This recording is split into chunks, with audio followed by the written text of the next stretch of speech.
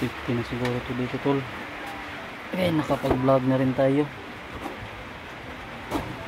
naka-record na rin tayo tol, kasi okay, hindi tayo tago tayo muna dito, muna tayo ngayon sa luma ng bahay tol, kasi malakas yung ulan, tapos hindi tayo nakapag vlog kanina, hindi tayo naka-on cam, pero ongoing na tayo dito. Nandito na tayo sa malapit na sa bundok, no? Malayo-layo yung lalakarin natin, kaya malakas naman yung ulan. Mas minabuti ko na lang tol na magpapahinga muna dito, magpapasilong muna dito, magpapatila lang tayo ng ulan dahil sobrang lakas talaga, no? Baka mabasa yung mga gamit natin dala, like yung tawag dito, yung mga damit natin, o yung bigas mabasa din, kasi meron tayong dalang kaunting bigas na pwede nating lutuan doon. Mamaya kita natin mamaya kung anong meron dito sa loob. Yun, guba na talaga to dito tol, wala, sira na to. Yun, nandito tayo sa loob ngayon. Yan, tignan nyo, wala na, sira na to, bubong nya, no? Wala na, sira na yung bubong na yan. Kaya dito muna tayo pangandalian.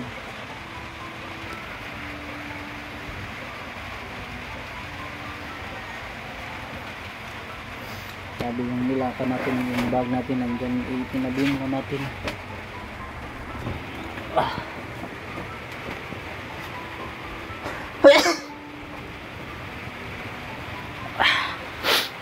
Tol, dito muna tayo sa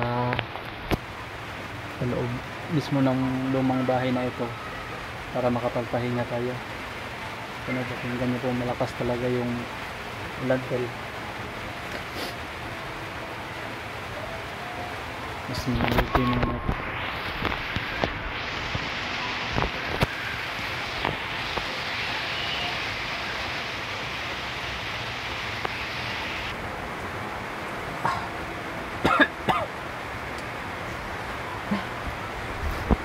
Ang lakas talaga ng ulan dito ngayon tol.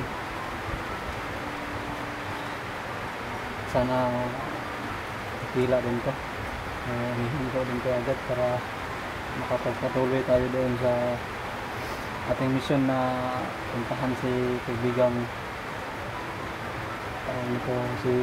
Rolyo tol. Wala nga talaga ito na bahay dito tol, kasi nabando na lang talaga to, dahil yung ano dito, yung yero dito sa bubong butas na. Yan, butas na po yan, yan, butas na po yan yung bubong niya dito. Kaya mas pinili ko na lang na magpahinga dito tol, para man lang ay hindi din tayo magkasakit, no?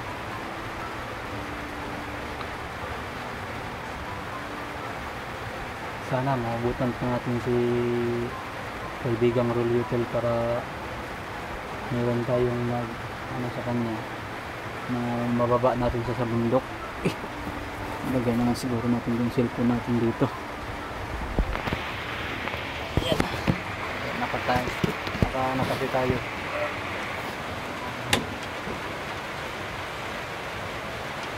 So patitilain na natin, kasi yung jogging pants ko, yung pajama na suot ko tayo nabasa din.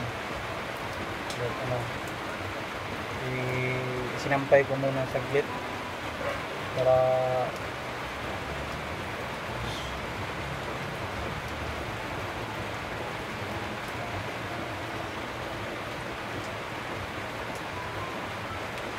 may ako pa na basket.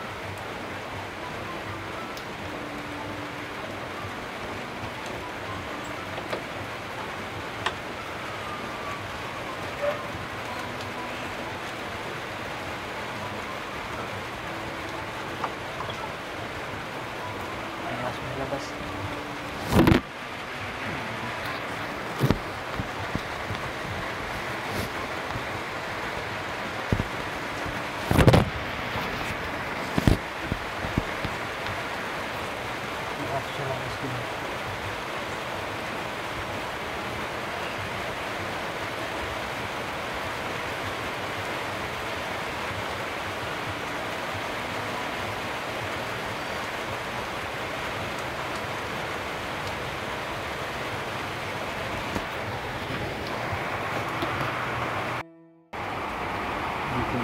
pinilipat natin yung cellphone natin kasi meron pang narinig na asok, masis ng asok yun.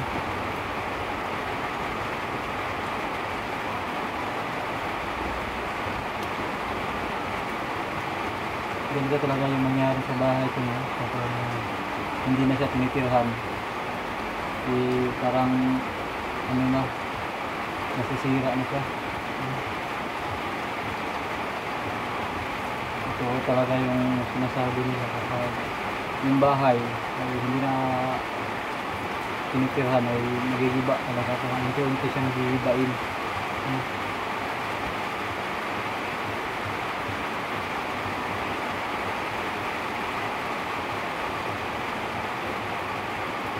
Pas talaga yung bag ko, damit ko, pasak naman naman. Yung sinantay ko na lang yung damit ko at saka bag ko. Baka makaya ko ito mamaya para matuyo siya ba. Kaya mag-short na lang muna tayo.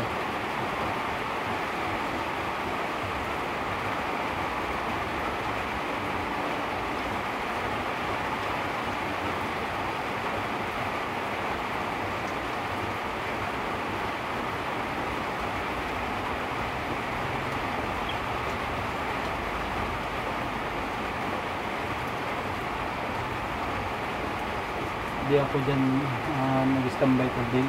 Hindi ako dito nagtago sa loob na to. Kasi parang nasisira to kapag nandyan na ako sa loob. Mas marami na rin siyang butas na bukas ng mga dingding.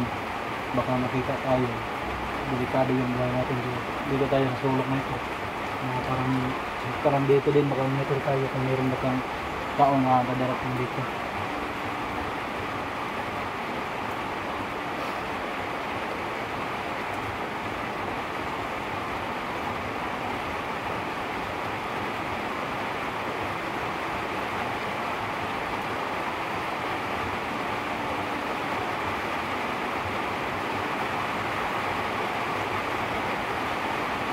Uy, yan, sana.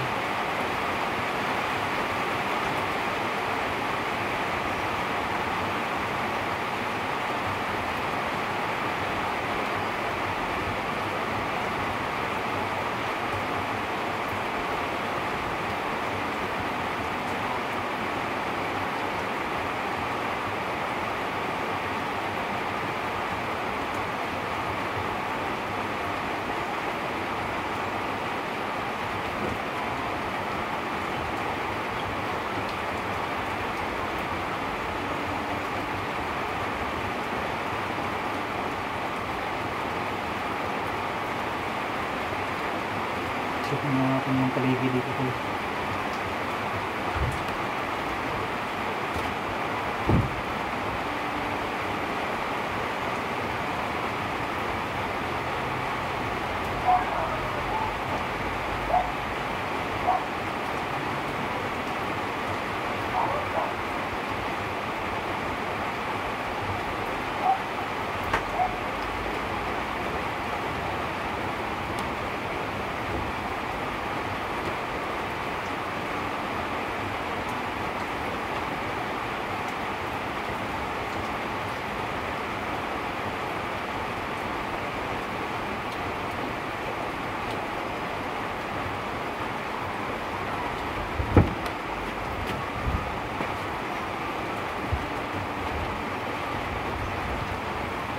Meron talaga ng aso siya.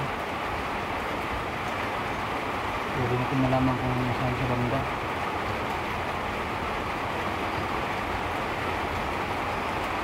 Delikado tayo kapag nasundan ng aso.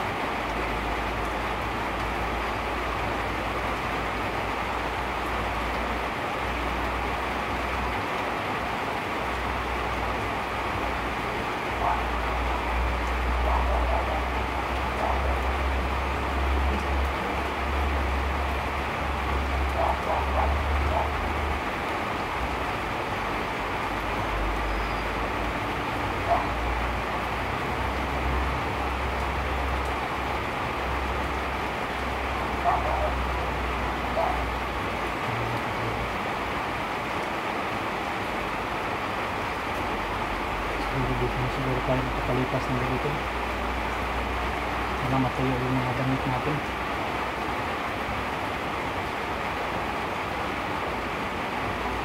Kasi kapag hindi yan matuyo, wala tayong pang palit at yung pinusuot nyo, baka makasakit tayo.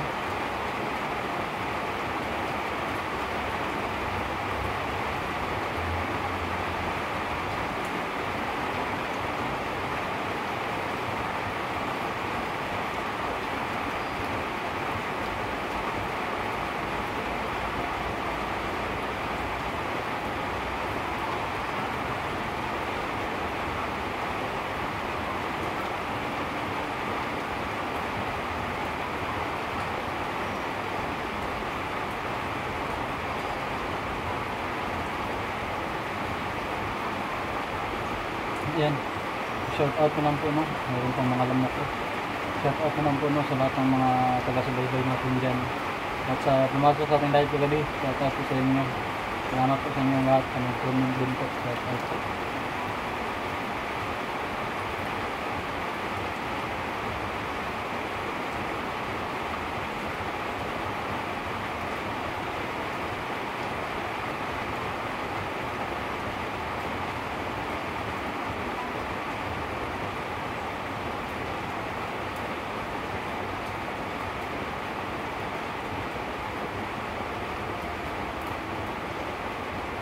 Nakitigil mo ito.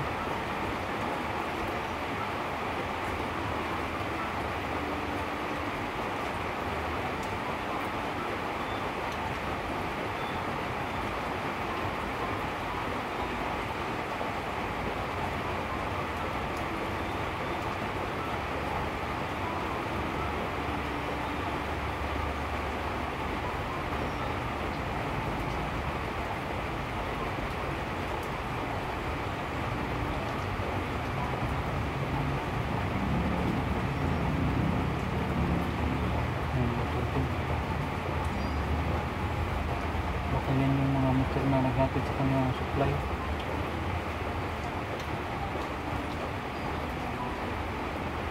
Buti naman ito nakapagtago tayo agad para hindi tayo madaanan ng mga bandido.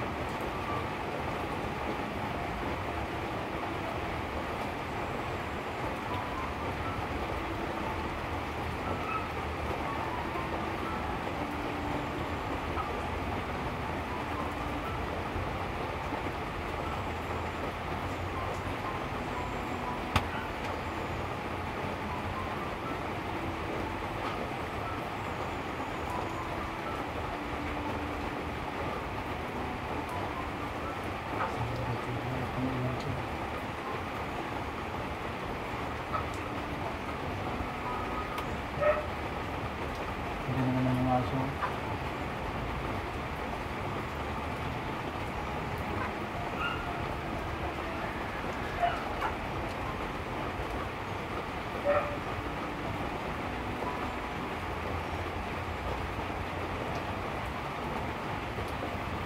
Parang kalapit siguro yung aso dito. Parang nakipila ang ating ulan. Hihintan natin ulan para makapag balik na tayo sa paglay natin. Para hindi tayo matrack dito ng aso. Delikado yung buhay natin kapag matrack tayo ng aso.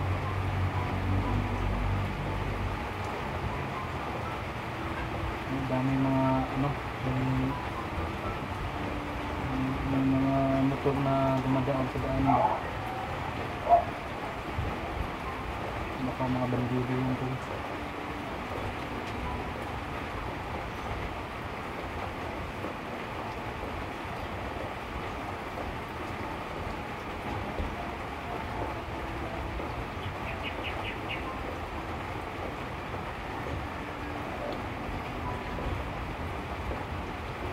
Nah,